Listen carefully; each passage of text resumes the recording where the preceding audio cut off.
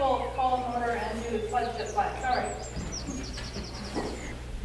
I pledge allegiance to the flag of the United States of America and to the republic for which it stands, one nation, under God, indivisible, with liberty and justice for all.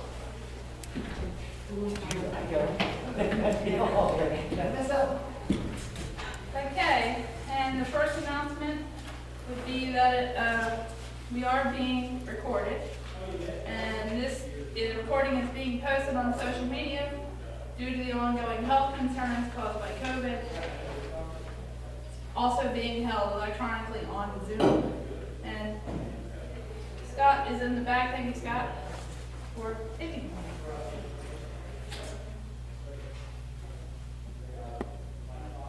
Okay, up first we have consent agenda. Do I hear a motion to approve the entire consent agenda? I make a motion. John, can you hear everything okay? Did we lose him? John, we can't hear you.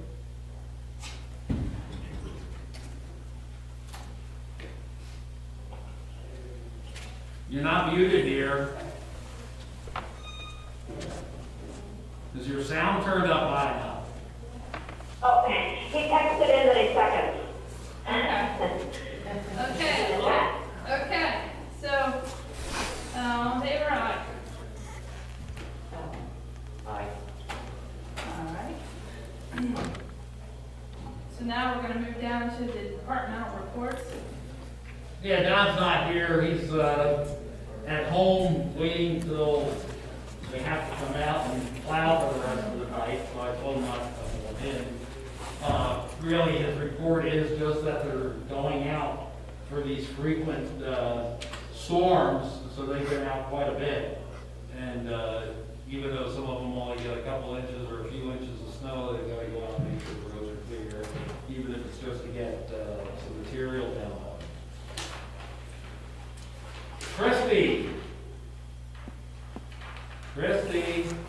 Yes, sir. You're up. Okay. Very good. The Brook Community Partnership will meet for the first time in 2021 on February 16 at 4:30 via the Zoom online meeting platform. The contact information for the partnership president is on the partnership website. Or if anybody would like to attend the meeting, contact either him or me to receive a link to the meeting. The Name the Brook subcommittee of the partnership has already met and will meet again next week. The targeted rollout for the contest to name a stream that goes in both the borough and township is the week of April 19th, since Earth Day is that week on the 22nd. Voter Services contacted our office, as it routinely does, to be sure that our contact information is the same. Different than prior contacts in years past was the question as to whether we were still willing to operate as a polling place. I took that opportunity to respond by saying yes, however, we would prefer to be the only polling place for just our precinct and not both township precincts. They then asked me for alternate sites, and I gave them two suggestions that seemed obvious to me, that had large buildings and a lot of parking, Living God Lutheran Church and the Honeybrook Elementary Center. So we will see what comes of that. Did you see the comment in the chat? Can you hear me? Yes, I can hear you. Okay. So Telfi is considering whether it can host in May. I was not expecting that, but I just heard from Dave Shank. Yeah, that is surprising, but at least it's on the record with Voter Services that we want them to have a plan B this time. That's not. Yeah, that's good. The household hazardous waste events have not been scheduled yet. by the Chester County Solid Waste Authority because the DEP has not approved any such events due to continuing public health restrictions. So once those types of events are able to be held, they will be announced. The Chester County Secretaries of Government did not meet in January, but hopes to convene again on March 23rd. And here's a fun little item. After several years of being in the pending pile on my desk as nothing more than a rumor and supposition, and after extensive work by local surveyor Chris Phillips, a parcel of land that has existed only on paper for over 150 years is one step closer to being mapped in the county's GIS system. The owner of this property took quiet title to it a couple of years ago, but without a tax parcel number, no taxes have been collected on it since the original owner died without heirs in 1858. So the paperwork is being finalized this week, and it will finally show up on the map as parcel 22-10-59 effective Monday. And speaking of Monday, the township offices will be closed in observance of President's Day. And that concludes my report. Thank you, Christy. Okay. We have a guest joining, Greg. Welcome.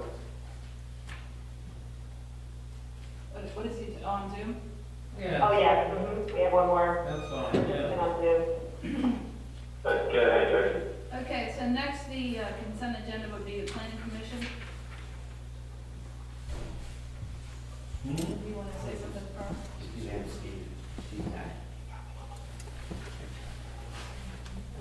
You're skipping me. Oh, did I skip it? I'm so sorry. All right, well, go ahead. I would have let you just trip on down, that would have been good. Yeah, I totally, you know what, I was looking at the wrong, Yeah. yeah, sorry. I just want to let the board know that the Recreation Park Board, Brandywine Conservancy are working on trying to put together an alternate route for the pedestrian bicycle trail that was laid out in Chestnut Ridge. Once they have something, they will discuss that with the board and with the developer. As you'll recall, the board had asked that the Recreation Park Board and its Trail Committee try to find an alternate route because of the numerous Capeland Court residents who came in and complained that the proposed route was too close to their rear yards. I know that probably you've received some calls. We continue to receive calls. I had one today again about Helms Salvage Yard on Cupola Road. And just an update on what's going on there. We did file 2 citations, one for parking is junk in between the fence and the road right-of-way, which is not permitted, and one for failure to obtain a salvage yard license because he's been unable to pass any inspection during the last year. And that was filed last month, and a DJ hearing is scheduled March 2nd. And we just filed a second round of the same 2 complaints just this week. I guess it was just this week or the end of last week. Yeah, it was recently. So, and because apparently, even though they received the notices and see that we are stepping up enforcement, you know, he really doesn't care, and he's not going to clean the place up. He wants his day in court, so I guess we'll have to give him his day in court, and we'll have Beth there. I believe you're going to be the solicitor that's representing the township at the hearings, and also Candy Johnson, I believe, from Technicon, right? Correct. Yeah. We do have a civil complaint hearing coming up. That's on February 16th. And that's for a resident who failed to obtain a building permit even after we sent a number of notices, notice of violation. I guess hearings were scheduled and canceled once or twice because they were unable to serve them, and finally, they were able to serve them, and, so we have that hearing coming up. I just want to let you know, Mobile Realty 3, who may have representatives here tonight at the meeting, but they also dropped off their land development plans. They officially submitted them, I believe it was yesterday, so they are in time to have them in front of the planning commission for the February meeting.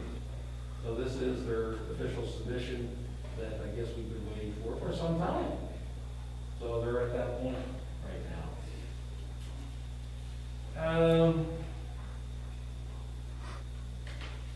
Yeah, I believe that you all recall that in December we had a resident at Village Green who had significant flooding in her basement a couple of times. When it was reported the first time on December 1st,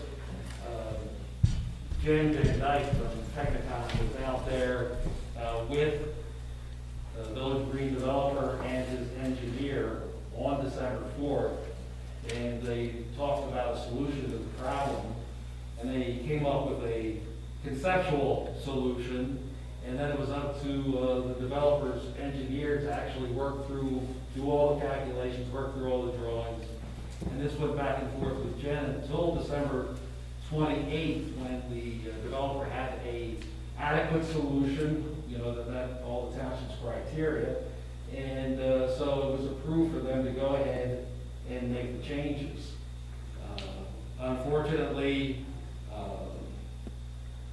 because of weather, because the developer's excavator wasn't available, and a host of other things, I'm sure, that work hasn't been done yet.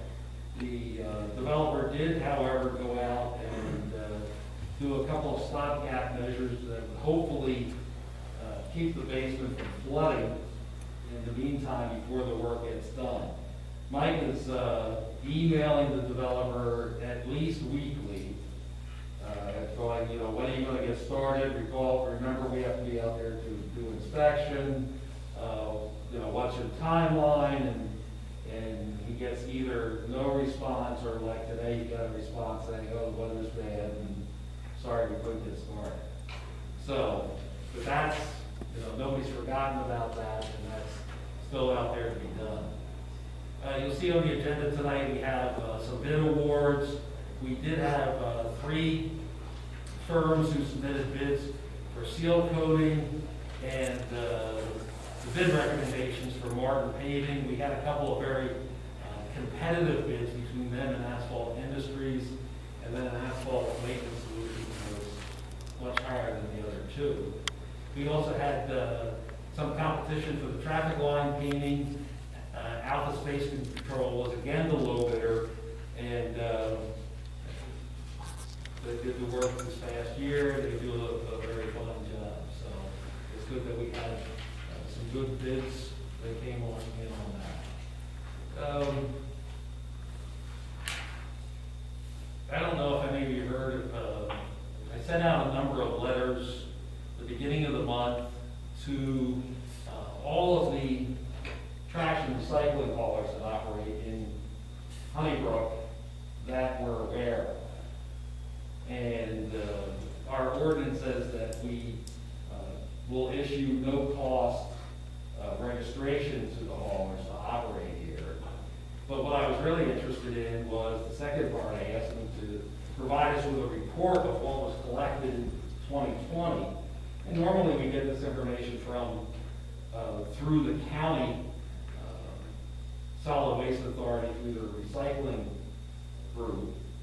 But I want to make sure we capture as much tonnage as we can, because whatever grant we get from the state is a performance grant. It's all based on how many tons are collected. So we sent it out to, like I said, those we know are operating here, as well as some others that are just located in the general vicinity, to see what's coming back. So far, we don't have any surprises, any new people here. The other thing that I did is I sent out 20+ letters to just a random selection of businesses. And said that, you know, You know that there's a trash and recycling ordinance here that you're required, because of these new regulations to recycle. And we talked a little bit about the recycling that's required of them. And then also included those report forms for tonnage and said, you know, if you have somebody collecting yours, all you have to do is give us their name and address, and you're finished. If you're doing this and marketing the materials yourself, then we need you to give us the tonnage that you're reporting. And so far, just a handful of those have come back, letting us know, but here again, we haven't found any, no surprises so far. All the haulers that they're naming that have come back are all ones that we're aware of. But here again, we're trying to see if we can tweak this at all to maximize what we're eligible for under the grant. And that's all I have. Thank you, Steve. Land Preservation Committee, any information? Anyone? Christie? No, they had a meeting this past month, but we didn't receive any minutes yet, so I really don't have anything for the board. All right. Parks and Rec? Parks and Rec did have a meeting, and there is a set of minutes that you have for them. I don't know, Christie, do you have anything other than what was reported at the Recreation Park Board meeting? No, I do not. It's hard to plan activities when it's not entirely clear when this pandemic will allow us to have group meetings again, but they do have some ideas they're working on, and there's no mention of any summer camp. And one member of the Park and Rec Board is on the Name the Brook committee. So nothing else. We'll have that to look forward to. Thank you. All right. Planning Commission? Terry is here this evening. Just so the board is aware, we have 2 applications for variances that you'll be reviewing later in the meeting. In addition, there's also waiver requests from Mobile 3 Realty that we'll also go over as part of that land development. The Planning Commission's reviewed those, provided their recommendations for you. For this month, as Steve mentioned just a moment ago, the Mobile 3 Realty land development plan has submitted their preliminary plan, so that'll be reviewed at their next meeting at the end of February. And then that'll be back before you eventually for consideration of an actionable approval at that point. And that's all I have. Thank you. Next up, we have. I do have just one note. Apologies to the Planning Commission for the lateness of their PC pack. The size of the plans requires that they be sent priority mail, and for whatever reason, there's been a run on priority mailboxes. So I went to 3 post offices that searched of said boxes, finally found them in Westchester, and figured, well, they can get from Westchester to Honeybrook in a week, and I was wrong. Somehow they made it to Illinois before they made it back to Honeybrook. So I apologize. I understand they arrived this week, almost a full 2 weeks after the meeting. So hopefully I can find boxes to get them to you in a quicker fashion for the February meeting. That's an unfortunate circumstance I think a lot of people have had here lately.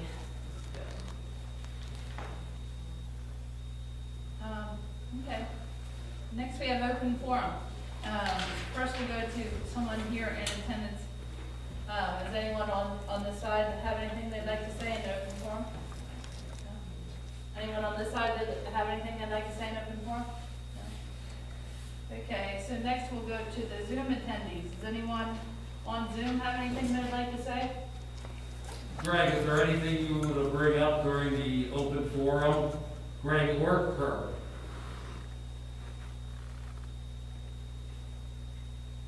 It looks like Kurt is just connecting now. before he can, Greg says no, he has nothing to say. Kurt, looks like Kurt's still connecting. All right, Kurt. Is there anything you want to talk about during the open forum session that we have here at the early part of the meeting?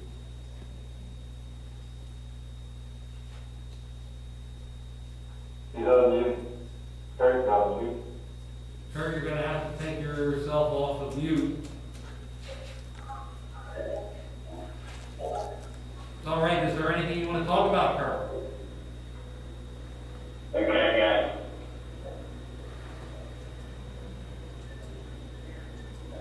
That didn't come across clearly.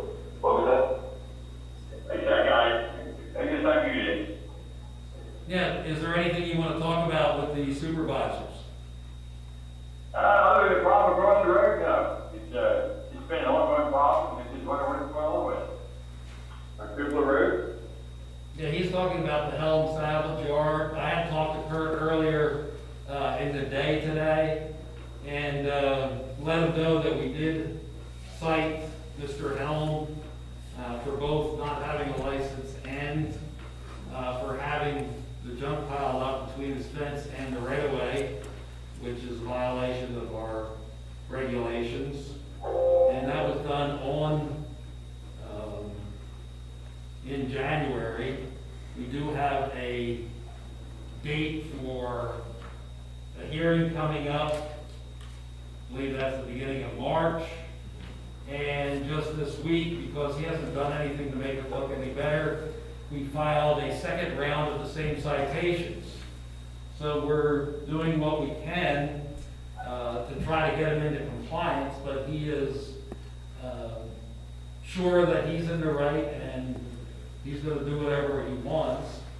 I had mentioned that the township had previously reached out to our state representative to ask if there was any thing that the state could do, and unfortunately, we never received a reply to a couple of those contacts.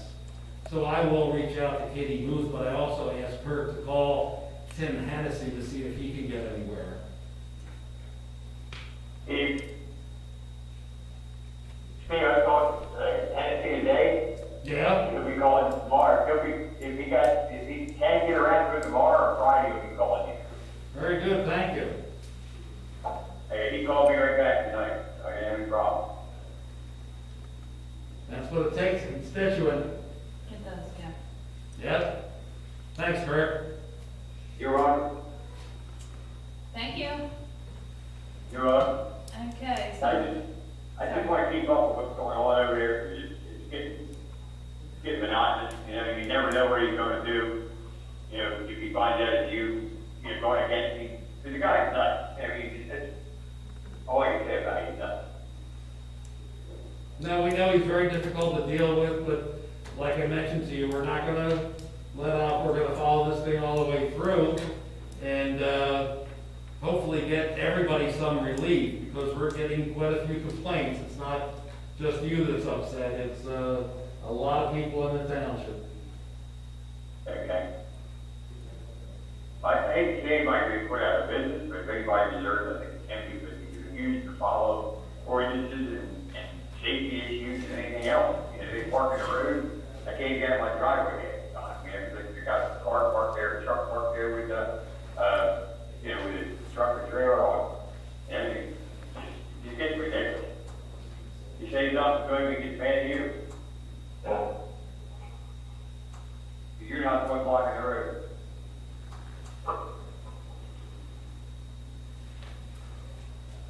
Yeah, I think everybody here agrees that we want something done. And like I said, we'll follow through with that. Like I said, Tim will be calling you Friday tomorrow for Friday. That's great. Yeah. Yeah, we'll follow up and see what he can do to help us, because as I mentioned, that salvage yard has to hold some state licenses of permits, and perhaps they can help us put pressure on him to clean the place up. Okay.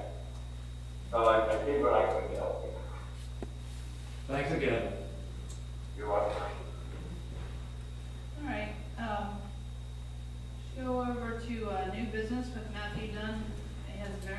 application?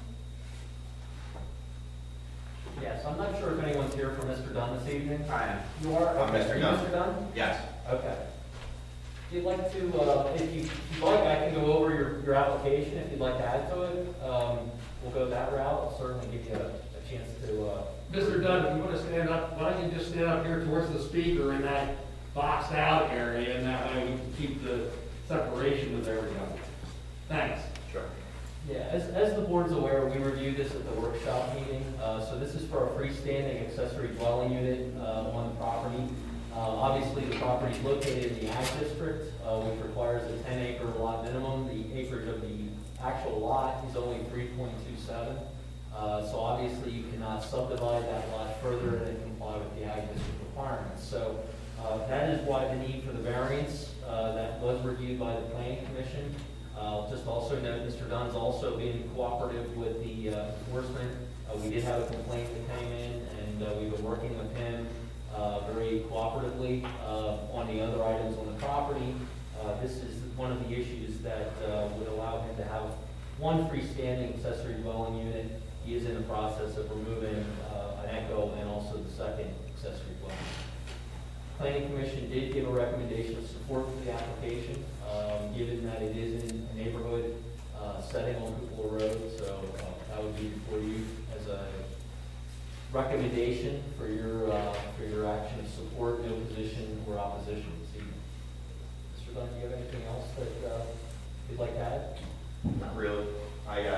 During the planning or with the zoning, it's weird how maybe me and one other lot falls into that ag on Cupola Road on the zoning map. So, I guess it's unfortunate for me, but I don't know, the one young lady who was here thought that was silly that I fell into that zoning. But no, I really don't have anything to add. I'm just here to cooperate and do what I have to do to please you guys. Okay. Do we hear a motion to support the variance? I make a motion to support. I'll second. All in favor? Aye. Is John? John still there? Are you still on the call?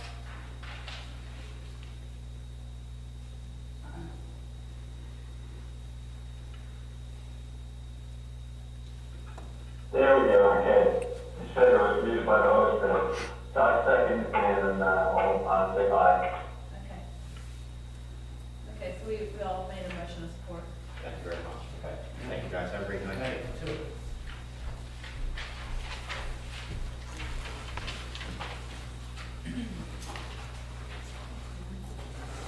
Okay, item 2 will be a home court advantage LLC variance application regarding Keystone Court Mobile Home Park. Good evening, Alex Mazzaro on behalf of Keystone Court Mobile Home Park. With me this evening are Bobby Benedict, who's the owner of the park, Merritt, who operates the park, he's the on-site manager, and Jack Robinson, our civil engineer. We were before the planning commission to discuss this application in January, and we were there previously to discuss the sketch plan. Keystone Court is an existing mobile home park. It currently has 47 approved sites in it. My client is proposing to expand the park, essentially to add an additional 47 units. This is in the mobile home park overlay district, so it is the permitted use in the district, and it does meet the density requirements for the expansion, as well as the open space requirements. The variance relief that we're seeking primarily relates to the fact that the existing park today does not have individually plotted out mobile home lots. And we're proposing to continue that through the expansion. We do have, I don't know if the board discusses at their work session last week or how much background you want to have on it, but I do have, Jack can walk you through the plan if you'd like, or we can just, go through each other requested variances, and I can answer questions if you want. I don't know how you guys usually do it, so. Good. Um, You want them to walk through the plan, or you want to? yeah, sure, we can, you can walk through the plan. Okay, all right, Jack, if you want to. Jack, if you could just go over there also where Mr. Dunn was. Take a chair for a while.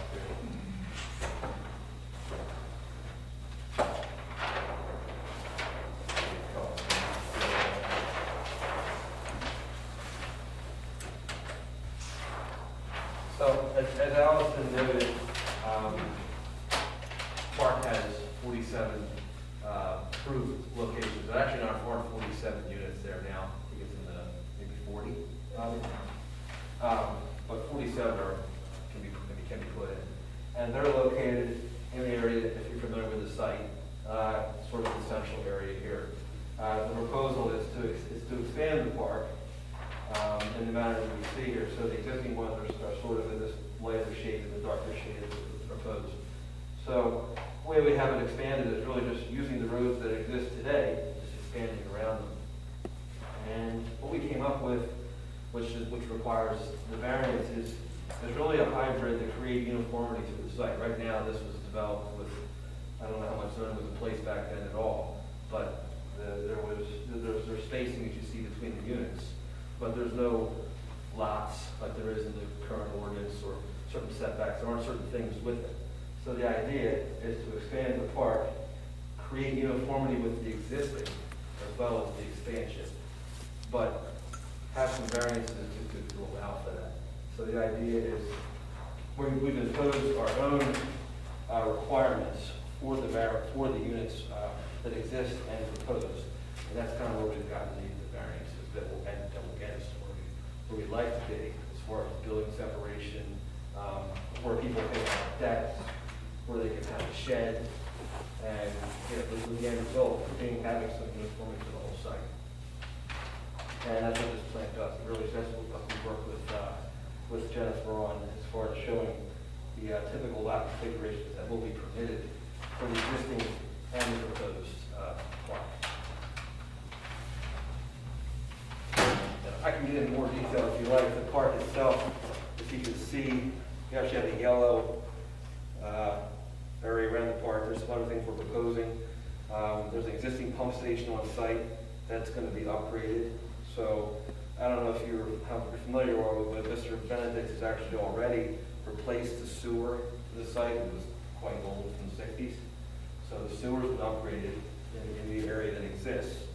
And it would be proposed we would move the pump station to the bottom and to service the new units, as well as what we've also proposed for open space and recreation is a perimeter trail around the site with some accesses. The planning commission's given us some input on that, where we have some accesses through the site and a top lot out front, as well as a larger maintenance building. Now, you have a maintenance building there now. I think there's some, but it's smaller.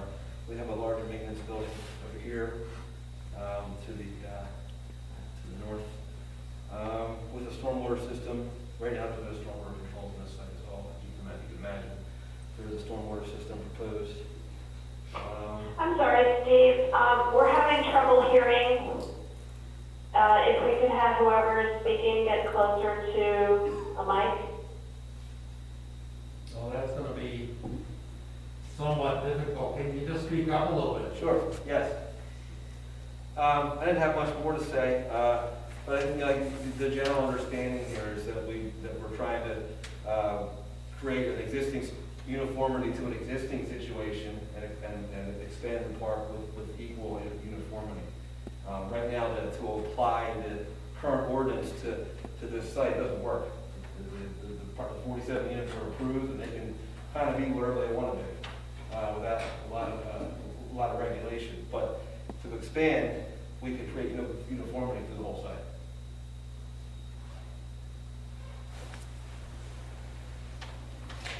Okay.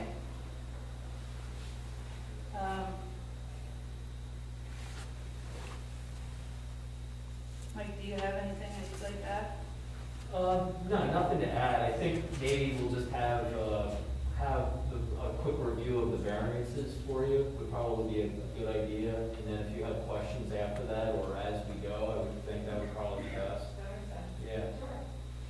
So the first variance that we're requesting relates specifically to the individual lots. The way the ordinance is drafted, a 6,000 square foot lot is required for each single wide unit, and a 8,000 square foot lot is required for each double wide unit.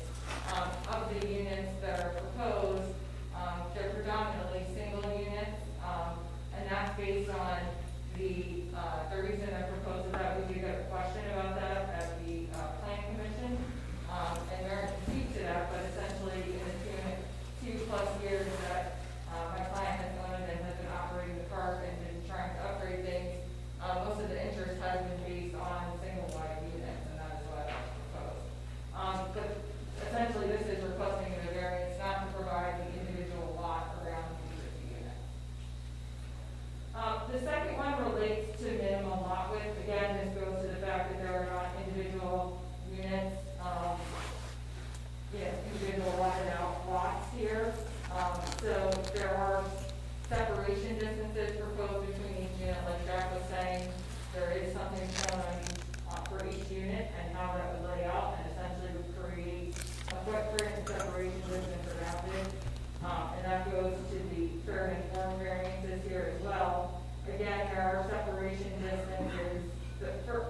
one is really front yard setback. The current ordinance requires a front yard setback of 25 feet. The existing mobile homes in the park are only set back 30 feet from internal roadways. And in the new section, we're proposing a range between 5 feet and 20 feet. The 5 feet, Jeff, you just want to point out on the plan, is really along that side Yes. lot line where the units are really, they're not sort of like front on, they're, you know, the longer width is next to the roadway, and then in the back, those would be the ones that are set back 20 feet. Yeah, they have a driveway in the front.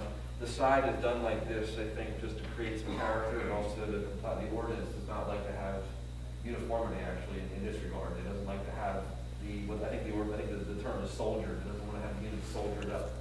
So the idea is to create a little character along the side here and have them face each other slightly. Just gives it a little more of a varied look, which I think the ordinance is going for. The next one relates to side yard setbacks, which in this instance, because we don't have individual lots, we're not meeting technically the setbacks. However, there is a separation distance between each unit. Essentially, you're creating a uniform setback of like a 20-foot separation distance versus the ordinance would have, it would be staggered based on yard setbacks. The next one, again, talks about, it relates to setbacks. We're proposing the 20 feet in between each of the units. And then the sixth one relates to 5 units being placed parallel to each other. We were just speaking of the side where they are staggered to create that differentiation. There are a couple of areas along, if you wanted to point out where they are, where you actually have 6 units in a row instead of just because along that roadway. Yeah. And that's sort of driven by the fact that next to that is wetlands and other environmentally sensitive features on the site. So we're trying to stay out of those areas and work within the less, uncovered areas on the site. And then the last one relates to accessory structures, which again, if there was a lot, they would have to be 5 feet off of the lot line. We're not proposing lots, but the accessory structures for each of the units have their own individual area where you would be allowed, that's delineated on the plan, where you would be allowed to have that shed structure so that you're not sort of then ending up with things sort of all over the site. There still will be a uniform place for them as set forth on the plan, even though it will be on within individual lot lines.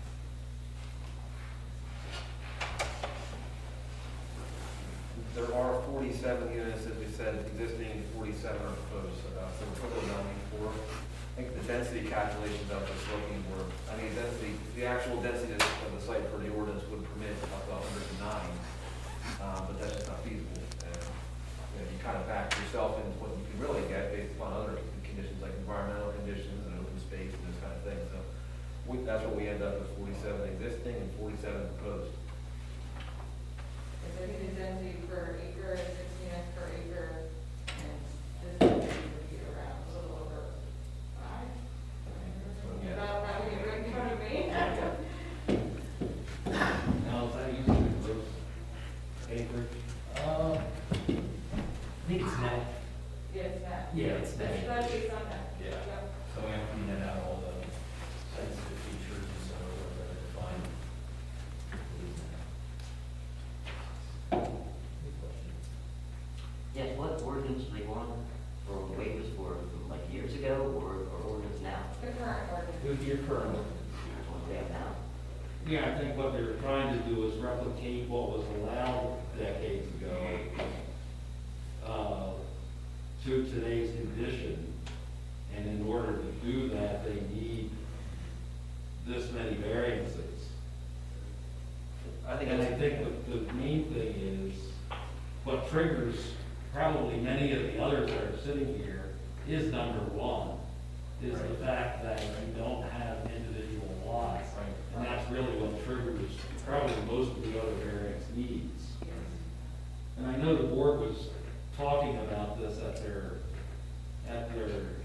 workshop meeting on Wednesday.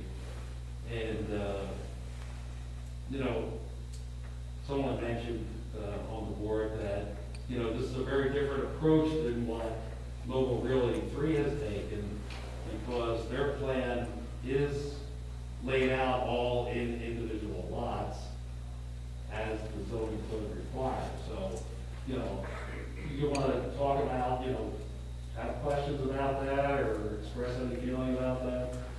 Yeah, I had some feelings about that because I thought that the park right next door is following the current zoning ordinance with the lot size.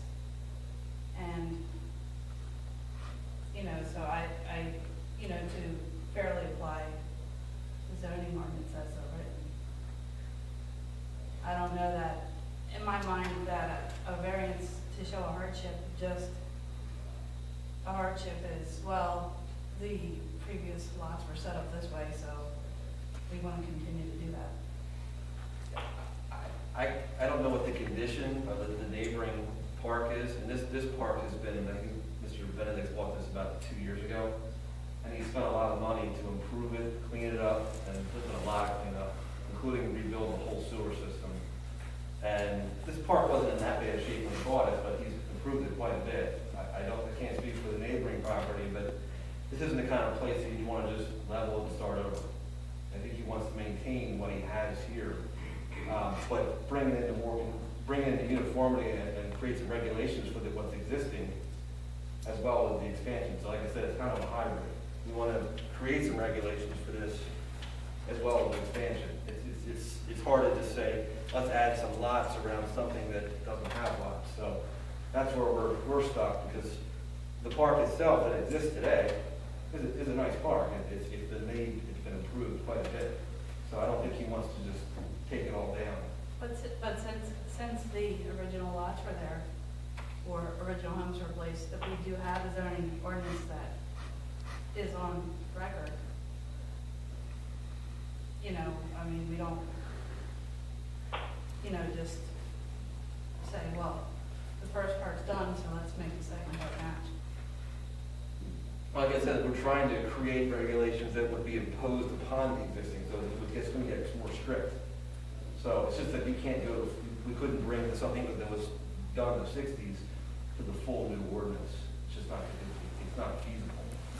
Well, I don't think there's any requirement for that, right, Beth? Yeah, I mean, can you explain, I see the typical little lot things with decks and stuff in the corner. Yes. Is your proposal in part, you know, with regard to the existing units, to impose some additional regulations on the existing lots that you'll then also hear on Yes. the new? So in terms of where a deck may be placed, where an accessory structure would go in terms of a distance from a unit and where. That's right. So To it's kind of. sort of create a lot concept that there is a, you know, standardized footprint even without a lot line. Exactly, it would be sort of, first of all, we're working within sort of the oddly shaped configuration of the lot, sensitive features, all those things, but then also, I mean, we could draw lot lines around everything, but just to keep it uniform for regulation over time, it seems to be making it more complicated. This plan does set up, it's essentially the same type of concept, it's just within, you know, you have separation distances that dictate it, and, you know, there'll be certain areas delineated for sheds without drawing an individual lot line around each unit. Okay, so that all sounds good, but I guess where I'm not, on the new part, I mean, did you try to do, even without lots, a layout that would meet, let's say, the dimensional requirements of what zoning is asking you to do? That these units are 30 feet apart, that you have no more than 5 that are, you know, in a row, just kind of complying with at least the dimensional elements that would be imposed if you created those lots. We did. What does that look It's- like? Why are we here? Why couldn't you do that? We did do that. If you did that, for example, if you, I think the setback was 20 feet or, you'd be pushed, some of these units would be pushed over the perimeter setback, so you couldn't have any units along here. You start getting hemmed in quickly, and you end up with perhaps, I'd throw out a number, 10 or 15 lots. You wouldn't get as many, and they would be out of character with what's there now, completely because the separation would be, there's 30 feet between all of a sudden. You'd have a few lots, and I don't know that it would be worth it. I mean, you'd have to, I think if you were replanning this and you were gonna take everything down, yeah, you could plan that for sure. But when you're trying to go around the existing park, it changes it quite a bit because you're losing this whole side. There's nothing back here at all, which we know already. And the back gets very narrow. And we're trying to keep this narrow, as you can see, because we're trying to preserve all the wetlands and have stormwater there. So the planning doesn't work. So basically, the site doesn't fit that many units. It really in wouldn't. compliance. Yeah, so you wouldn't build, you'd have to build a lot of road for like 10 units, and it really wouldn't be feasible. So like the idea was, and so what you end up with is say 10 or 15 really, I guess you could say, ordinance compliant units, and 47 just doing whatever they want. And so our thought was, why not have everything be uniform and make it something that's buildable, that makes sense.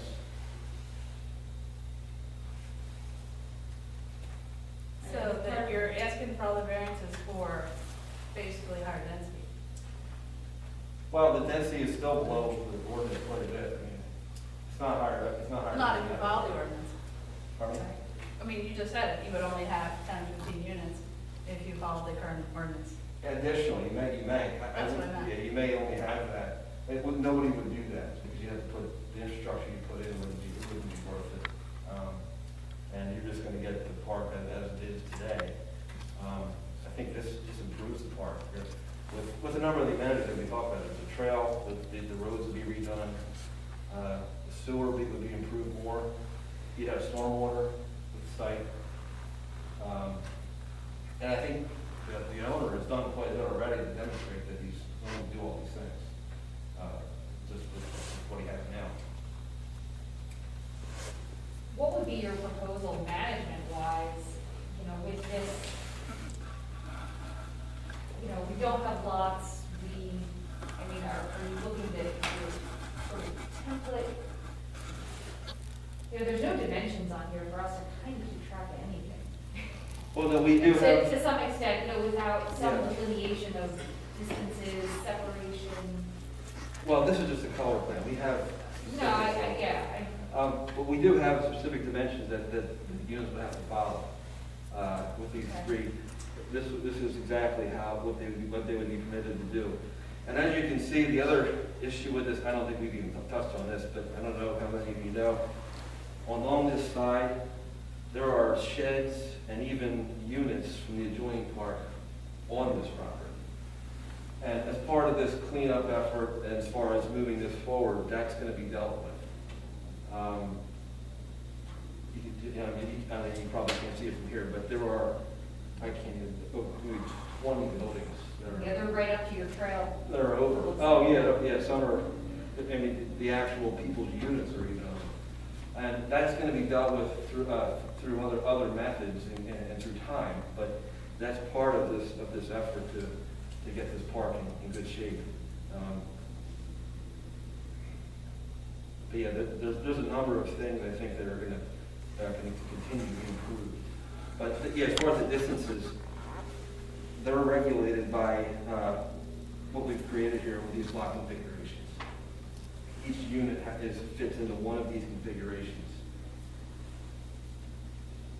What we discussed with the planning commission, because they did have a concern about how that gets regulated over time. I mean, this is not like an ADA or something, but we did talk about that, for sort of going forward in perpetuity, we could also do a recorded declaration that governs that and sets it out with more specificity in addition to what would be on a recorded plan, so that it's, something that's there that can be, that's clearly followed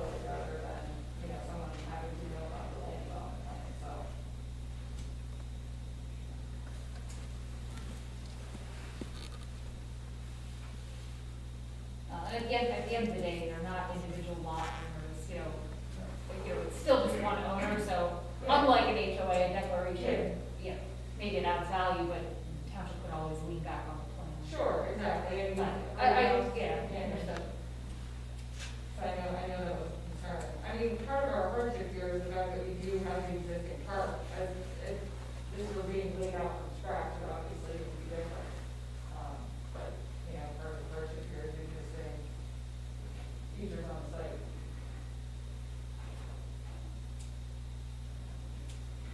Okay,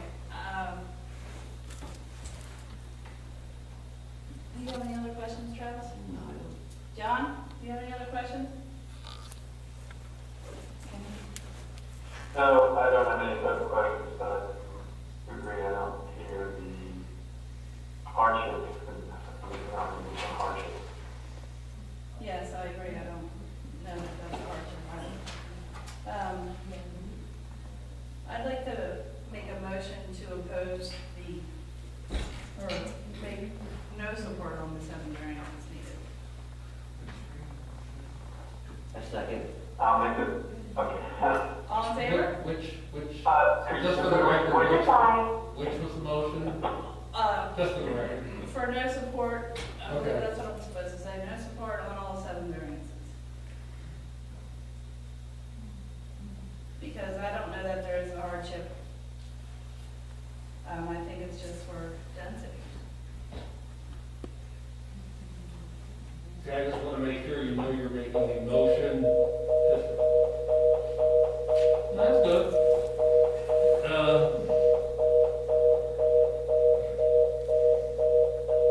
Just kick me out of Zoom. The motion is that you're not going to give the zoning hearing board any opinion with regard to the application. Uh, If you want to give an opinion, you have to give an opinion to support or oppose. The no support just means, Okay. we don't really have anything to say zoning hearing. So then I would like to say that I oppose it. All 7 variances. Do you want to wait? So John's back on. Well, yeah, if you want to I wait think, for a I think while. we should. Yeah, that's not a problem. Just wait for a little while.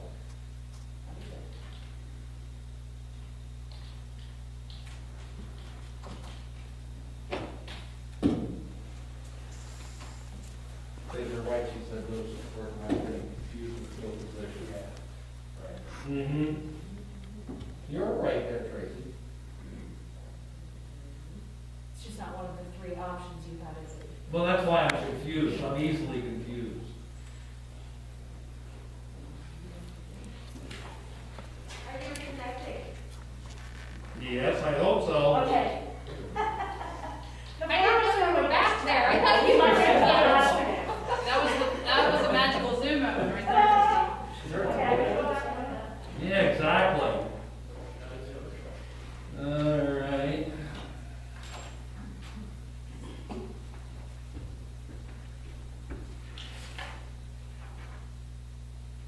Now I get a new participant.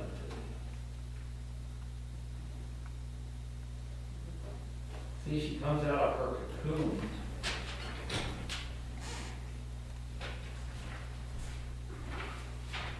Wants to know what we're doing over here.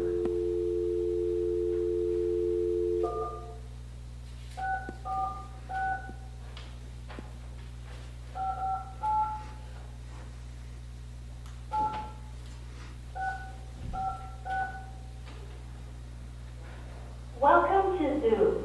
Enter your meeting ID followed by pound.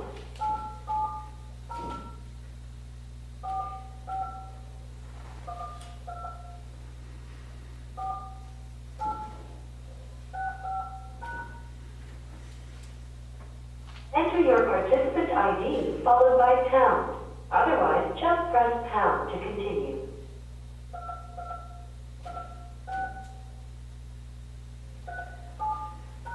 You are in the meeting now. There are 4 participants in the meeting. Thank you, we're back. We're back. Can you hear us? Yes, okay. So I put my vote on the chat. Did you see it? Oh, I have to get that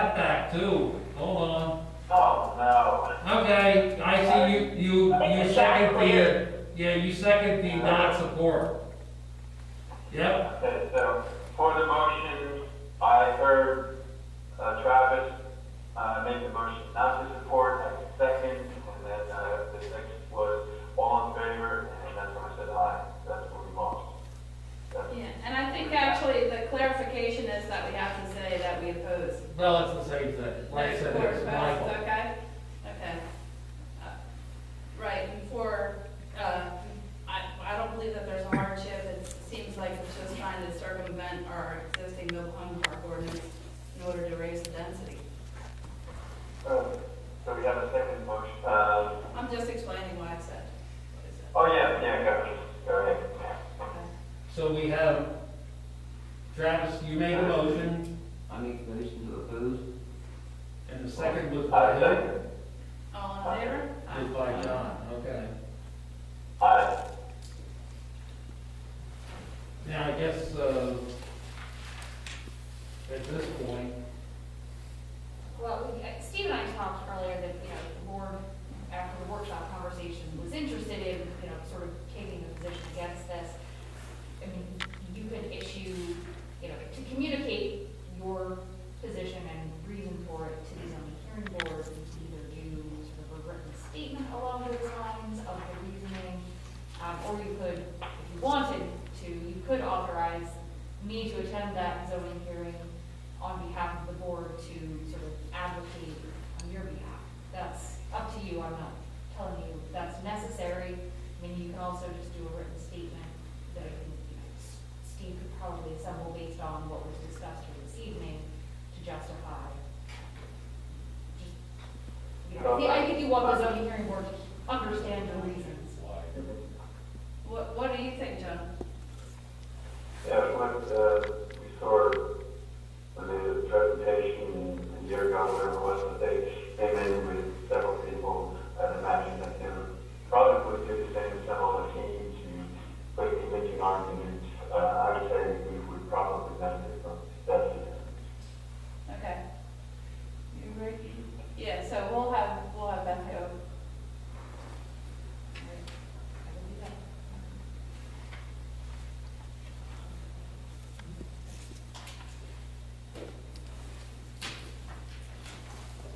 I don't know, there's sort of, do you have any other questions or plans?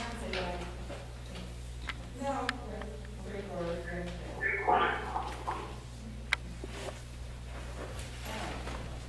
okay, also dealing with this particular plan, you have item B. Oh, yes, item B. And I know that's still going back and forth, but you still have item B. Item B is a motion to support or not support the zoning officer's determination of the woodlands boundary that was appealed by the Court of Manning. Yeah, I mean, I would say that we just submitted additional information today, and given where we are with this, I need to consult with my client, but I think that we'll probably reassess where we are at this point anyway, but I think it would make sense for me to probably request a continuance of the application on the first, and give the council time to take a look at that and for us to reassess where we are with this. That's fine, yeah, we can table any opinion discussion on that. We just submitted additional information last week, and then we were asked for more information, which we just submitted today, so in fairness to Technicon, and haven't had a chance to look at it yet. Okay. So table number B. So can we do that, just make a motion to support item B? Is that how that works? Yeah, you can, I mean, Sure. Okay. I think that's the right answer. I mean, it's up to, if your intention is that you're going to revisit, or are you going to ask for a continuance of the zoning hearing? I have to talk to my client, but Okay. obviously you want to revisit, based on this. I mean, I would say either that, I mean, you could always come back, if that's the case and there's additional information, we could discuss it at least briefly, and it may be that there's here's, where the board feels based on what they have in front of them, probably that there's a possibility that they would agree if the right information justification is provided, but, I mean, that would be kind of my thought that with the zoning hearing Monday, and the fact that it may be part of that agenda as it I'm sorry, you're right. That's, Yeah. that is Monday, but it still is before the next. It's before the next supervisor. Right, that's why I was thinking that, maybe if I could just take could I take 2 minutes just to talk to my client really quick? Sure, the board can go ahead Yeah, go ahead. and do some other things, Okay. and then when you're ready, just come back in and I'm sure we'll. Are you comfortable if we move on to the next agenda item and then circle back to that, or do you? Whatever you feel. Yeah, I mean, I think we should talk for a few minutes, if that's all right. Okay. Okay, well, so we're gonna hold on to that for a second and then go to item 3.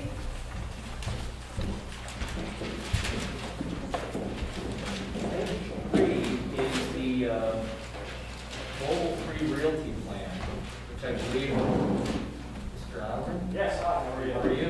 Good, good to see you. Good to see you. Tim Sears here. It's like you knew we were ready for you. Oh, I didn't know you were out there. I was like, wow, they had great timing. we heard, we were watching. Then I put it all together. So we'll probably have that out with a presentation, and they can review the waivers for you, and then again, if you have questions, we can go over any questions that you have related to the waivers. These are waivers, not variances, just to clarify, from the subdivision ordinance, versus the zoning approval. Zoning approvals have already been taken care of. That's correct. That's correct. So, good evening again, Greg Edelman here on behalf of the applicant. Just to bring the board back up to speed, when we were last in front of you, I think it was for a conditional use application related to the overall mobile home park. It's about 60 acres again on 322. It's the existing park there that's going to be demolished and redone and expanded for about 113 units. Density-wise, there's about 138 that would be permitted. Everything's complying with your zoning regulations. We're not looking for any lot size variances or anything like that. We're here this evening on a limited set of some waivers of subdivision and land development ordinance. Tim will go through them in a second. Remember, the large component of this redevelopment is also the forested wetland enhancement plan in this area where we're doing substantial upgrades to the forested buffer coming into the stream corridor, including lots of plantings, deer fencing around the entire area, steward management program, stewardship management program as well. All of that's in place. It's going to be continuing to be fine-tuned as we go through the land development process. We got your engineer's review letter. It's a lengthy review letter. We responded, we submitted today or yesterday? Yesterday. So we're still working through that list with the planning commission. But as part of that, there were a few waivers in terms of lot layouts and I think a stormwater one in there as well, if I remember correctly. Okay, very good. All right, so if Tim would just go through the waivers. There was one that's not before you this evening. It deals with recreation facilities that we still have to talk to the planning commission about before we bring it in front of the board as part of the overall land development. So that's not before you this evening. We just have the other miscellaneous ones. Tim, I guess you can go through them. And we'll be happy to answer any questions you might have. Our initial land development went in right before Thanksgiving, so we can get a review letter right before the holidays. We've been addressing it since that time. Excuse me. It's been great. Probably try to keep your voice up a little for the folks on Zoom. Sure. Just And we've been working with Jen, addressing all the review comments, and I've had a number of meetings with her. So we've been moving ahead with the detailed design. I'll go through each one of the waivers. The first one is section 22-606.1, for single access street length, which requires single access streets permanently designed as such to be limited to a maximum length of 800 linear feet, measured from the point of intersection of the street center lines to the center lines to the center point of the circular turnaround. What we were asking for was a partial waiver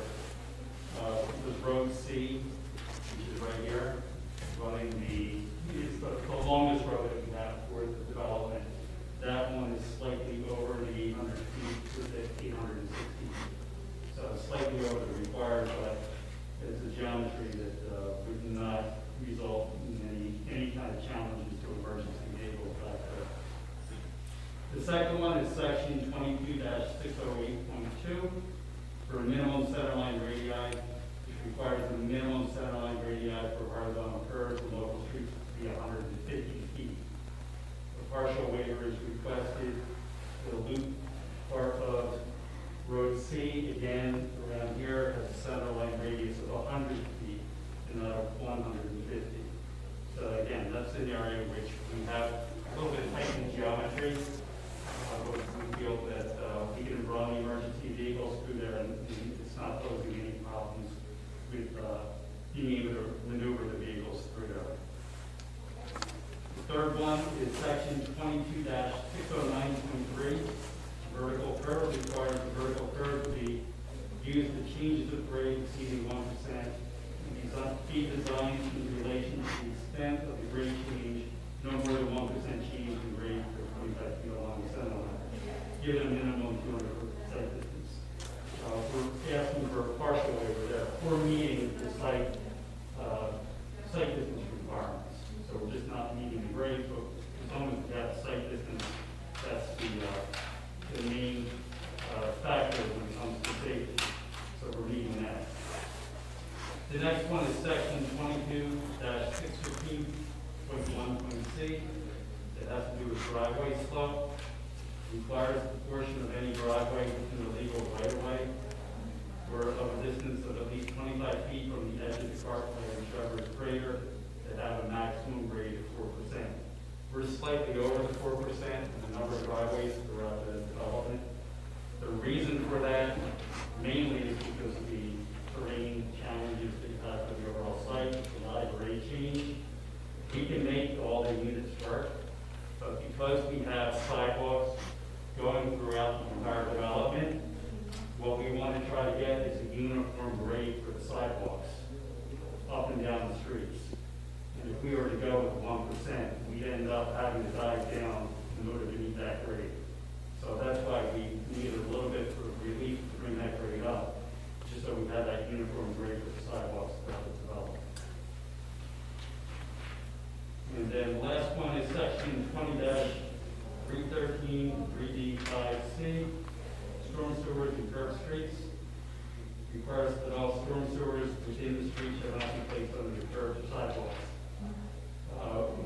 We're looking for a partial waiver here because there are a number of sections. For the most part, our utilities run within the right-of-way of roads, but there are a few sections where we do have to cut over some portions of the curb and sidewalk in some locations. But in this case, the whole development is private, so the main point of that is to avoid cost to the township for replacement of those items. I just had a quick question. On our letter of, I think it was revised February 1st, we had an additional waiver on there for the two driveways, units 1 and 7. Oh, yeah, I'm sorry. Yeah, I just wanted to make sure we got that. These are the first two coming down Street 22. 22-615.1.c about driveway to 177 at this location to be within 3 feet of an intersection. We push the driveways to the opposite side of each one of those lots, which ends up, that's the farthest point they can be. They're a little bit less, than probably around 33 to 35. But again, we don't see that being a safety issue. What's proposed at the intersection, are there stop intersections, site-wise with those drivers being closer? We haven't actually got the detail, but in all likelihood, it would be a stop control on Road D, Road A coming in, would not be stop control, and that wants you to bring the traffic in off of the road. Yeah, that makes sense. Kind of like what you see in shopping centers. Right. So, but that's something we still have to, I think, finalize in terms of that insurance regulation. Like on the radius of like the C loop, are you comfortable that truck turning? Yes. I mean, if it was a dedicated road, I would probably have a different take on it, but for a private road, the emergency vehicle issue will not be, that's 100 feet adequate for that. So I don't have any issues with that. And one of the reasons why we tight is because we have these buffers, riparian buffers that run through here, and as you can see, we really had to stay out. Otherwise, we would have had to really swing it into the buffer area, so we're a little constrained by environmental needs as well. Otherwise, you'd lose that whole back part, because you wouldn't have any way to move around. Well, yeah, I mean, the buffer comes through here. Yeah. So it's the road radii, right? So we had to make it tighter instead of more gradual.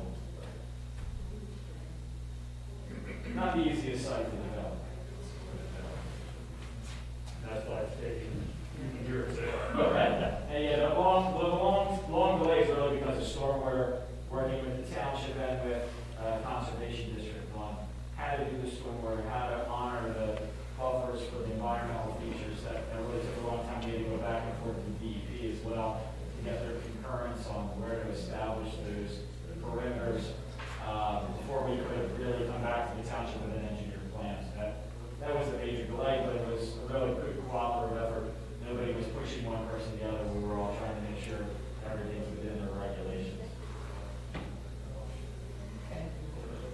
Do I hear a motion to support, what are we doing?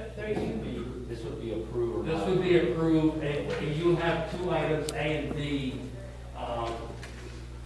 B is just segmented or separated out because it's under a different ordinance, but you can easily approve all, what we have here, 6 waivers, right, Mike? Right. At one time, so you can go ahead and do a motion to approve all 6. I make the motion to approve all 6. All in favor? Aye. Aye. I'll second.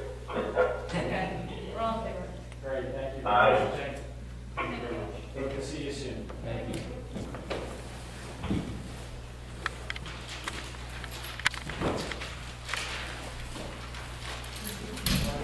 Thank you. Take care. Be safe. Okay. We're all the way to item 4. A motion to approve or not approve the payment of all invoices prepared by the treasurer. Is there a motion? I'll make a motion to approve. I second it. All in favor, aye? Aye. Aye. A motion to enact or not enact an ordinance that revises chapter 18 and 20 of the township code to clarify stormwater requirements. Do I hear a motion to enact an ordinance? I'll do it. I make the motion now. I'll second, all in favor? I'll second. Sorry, Don. Okay, so you say, all in favor, aye. Yep, all in favor, aye. I'll take the even ones, you take the odd ones, Jeff. Okay, I'm up next. Go ahead, read the motion. Okay, so item 6, we have a motion to approve or not approve a resolution I'll take it. authorizing the disposal of certain records according to the guidance in the PA Municipal Record Manual. Motion to approve. I second it. All in favor? Aye. Aye. Aye. Item 7, a motion to award or not award the road seal coat contract for approximately 80,000 square yards to low bidder Martin Paving in the amount of $1.31 per square yard. I make the motion to award. I'll second. All in favor? Aye. Aye. Aye. Motion to award or not award the traffic line painting contract for approximately 200,000 linear feet to the low bidder Alpha Space Control in the amount of 11 cents foot of double yellow lines and 5 or 6 cents per foot of single white lines. I'll make a motion to award. I second it. All in favor? Aye. Aye. Item 9, a motion to adopt or not adopt a resolution that authorizes the Director of Public Works and Manager to purchase aggregate from New Enterprise Stone and Lime Company Incorporated and asphalt from Highway Materials through CoStar's contracts. I make the motion to adopt. Do I hear a second? Second. All in favor? Aye. Aye. Item 10, a motion to approve, not approve the sale by electronic bidding of a surplus 8-foot sweeper broom 3-point hitch attachment that's no longer used by the Public Works Department. Do I hear a motion? I make a motion to approve. I second it. All in Aye. favor? Aye. Aye. Item 11, motion to approve or not approve a financial security release as recommended by Technicon to Chestnut Ridge in the amount of $8,750 for stage 1 site improvements. Do I hear a motion? I make a motion to approve. All in I favor? second. Sorry. Aye. Aye. Okay, now we're gonna go back a little bit. We're going back to, hang on.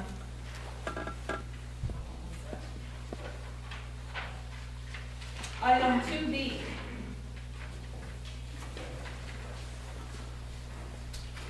That's a big. So at this time, we would like to request the table, this discussion. We are going to request the continuance of the zoning hearing. We'd like to give the engineer time to take a look at them and also revisit our plan and request the, respectfully request to come back to you next month to discuss this after everyone's had a chance to review it. I'm fine. Okay. I mean, yeah, that's fine. So the minutes will just reflect that and, you know, that perhaps the board is not taking any position because it wasn't discussed and, you know, the applicant requested it. Yeah, and Not addressed. we will be requesting a continuance of the zoning hearing so that we can revisit what was discussed tonight. Okay. Thank you. All right, Yeah, thank you. Have a good night. Thank you. Thank you.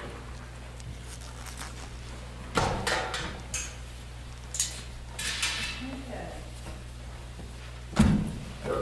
I think we're going forward again. I think we're back on to page 4. Yeah, that, item 12, Other new business. Yeah, do you have any other new business stuff? the only thing is that, the Telhai polling place, that, discussion tomorrow, the RS 100, meeting. And, one of the active projects would be TOD. Right now, they're looking at the dog control, animal control. And, we just had an incident, recently, this week. 2 German shepherds were killed on the highway. Did you hear about that? So, One of my customers told me that. She said she wasn't sure if she had seen it correctly. It was on 322. Yeah. There are 2 deer. Yeah, actually, when somebody called in to the office to report that. yeah, they're sitting there, they were living for several hours. Were they deer? There are What, deer. Travis said they were deer. There are deer. we heard dogs, so, but the reason I called out that if it was deer, that's a different issue, but if it was dogs, one of the things that the COG is considering is, for strays and so forth, being able to pick them up, have a location to take them in the region.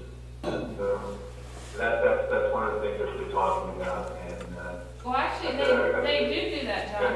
I'm sorry, they do that. If you call the game commission, they will pick up dead animals off the road. I happen to know that because my brother-in-law does that. He picks up deer and cats and dogs. Not too many cats and dogs because most people go get them themselves, but that exists already. I think, John, are you talking about dead animals or any animals? Stray? It was mostly the strays, but I called out the fact that there were some, I thought you what meant I dead. heard, Clean up. what I heard was injured, and then they were, turned out, someone said they were dead, so I didn't get all the facts on that one, but I started off by leading into this, discussion on, that's what the Westchester County Council of Governments is currently looking at, how we can do a better job in dealing with strays, or in case of, an injured animal, or, you got this animal out there that's, could be vicious, and how we can get that best response. So, it's an opportunity for the municipality to work together on this one. So that's one of the task force they have, the only active task force that they have at the moment. We do have the 322 task force. Jessica Kirk said, I don't know if she's picking that up any further, but, we did have, an action item out of there where, West Reading Wine, went for a grant to address, 322 and 82, intersections. So there's a plan that, within the next 4 or 5 years, PennDOT will be working on that intersection. It takes years to get action through PennDOT. I see the nod, yes, we all know that. All right, now that's what it does for the update. Okay.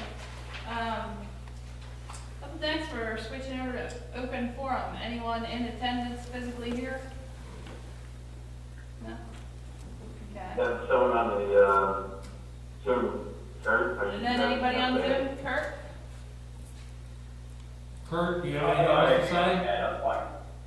Good. Okay. Okay, next we have, adjournment. Do I hear a motion for adjournment? I make the motion to adjourn. I'll second. I'll All in favor? second. Sorry, I keep doing that. You'll get the hang of it. Yeah. Okay. All in favor? All Aye. opposed? Aye. Aye. The upcoming meetings? Oh, yeah, sorry. Yeah, upcoming meetings.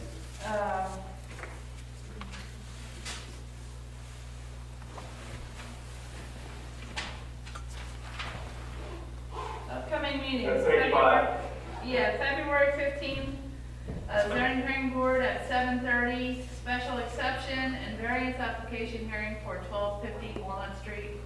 February 18th, Parks and Rec board meeting. February 25th, planning commission. March 1st, zoning hearing board at 7:30. For Matthew Dunn, home court advantage, well, I guess not now, right? Right. They're postponing that. Right. And March 3rd, Board of Supervisors workshop, and the 10th is the actual meeting. Okay, everybody be careful on the impending next snowstorm. Yeah, the update's 4 to 6 inches now. Just hit across. Okay, you can keep that to yourself. We'll have a shorter delay this morning. I saw the trucks pull out. Yeah. Half 20 minutes behind. Good night. Good Good night. night, John. Take care. Okay, so then, if I understood that right, then they are gonna do what, come back and ask again for a complete? They may amend or, They're gonna amend you know, and, I mean, I have wanted to ask them, but it's not really my business, you know, would you prefer meeting in the middle, at least? And I don't know if you feel any different, or, Good night. It wasn't even close. Good night. Good night. They just closed their eyes and pretended that, I mean, some of those units are closer You're too together than close. the existing ones. If I were them, I'd look at the total redevelopment. Yeah, that's fine. I mean, that I do them costs, all. that costs a lot of money, but in the I end, think the luck to get paid is just trying to do an expansion of each one. Yeah, they already spent too much money on the sewer, so they already have the sewer down here. I mean, it had to have gone through that exercise. So I'm glad you asked, 'cause I was gonna answer that It's question. like, did you try to meet her? Did you try to meet your, and what was your use? I didn't want to drag the conversation, I felt that was I throwing. thought the same thing. They did, but it wouldn't be feasible for them. Which is funny. It's funny, yeah, that's why it's not Because feasible. it wouldn't be half Why you hour have to there. expand the park? you wouldn't expand all your roads. So it's gonna make sense. Water and- I bet they didn't like having Yeah. two parks next door to manage, you Well, would you have did good. efficiency. It, like, That was right. it's, Yeah, sorry, but it. and that whole, yeah,